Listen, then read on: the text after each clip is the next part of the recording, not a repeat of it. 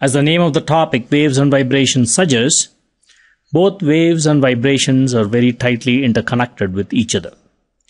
So we will be understanding why they are so tightly interconnected with each other while going through the rest of the topic.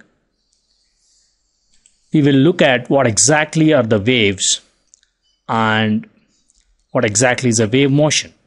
So let's take a look at it. Waves are present everywhere. In the oceans, in the air, in the sound that we hear, in the light that we see, and in fact, waves in some form or the other exist in all the matter. The matter through which the waves travel is called as a medium in terms of physics. For example, out here, since these waves are traveling in the ocean, the medium is the water. Similarly, the air is a medium through which the sound waves travel. So the medium is nothing but the matter through which the waves propagate. So what is a wave? Any disturbances in the medium result in the formation of waves. So in the case of ocean, it is the disturbance of the water that is traveling in the form of waves. In the case of sound that we hear, it is the disturbances in the air pressure that is causing the sound waves to be formed.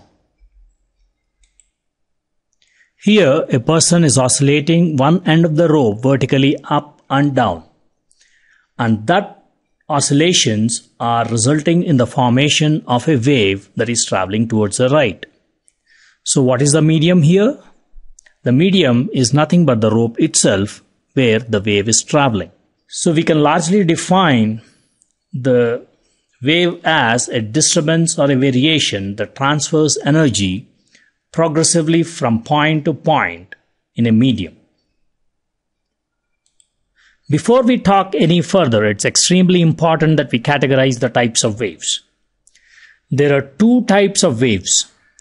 The one is mechanical waves, the other one is electromagnetic type of waves.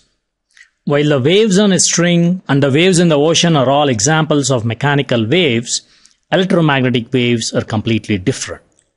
Electromagnetic waves are the type of waves that are formed due to the perpendicular oscillations of the electric and magnetic fields, and are able to propagate even through the empty space, which means that they do not require a medium for their propagation, and hence they're completely different from the mechanical waves, wherein mechanical waves require a medium for their propagation.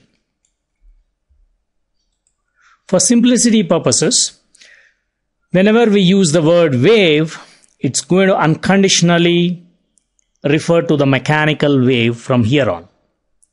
So unless and otherwise we qualify it as electromagnetic wave, all the waves in the discussion are going to be about mechanical waves. Now let's take a look at what exactly is a wave and how is it formed. In order to understand about a wave, we are going to refer to a common example that most of us would have seen on a soccer or a football match. Here, there are a bunch of spectators who are going to cheer by alternatingly standing up and sitting down, but with a small delay from the previous person. So if we join their hands together, what we observe is that there is a kind of a wave pattern that emerges, and what we also observe is that the top of this wave seems to be traveling from the leftmost end to the rightmost end. So as the people alternatingly stand up and sit down, the top of the wave travels from one end to the other. And this is exactly how the mechanical waves also propagate through a medium.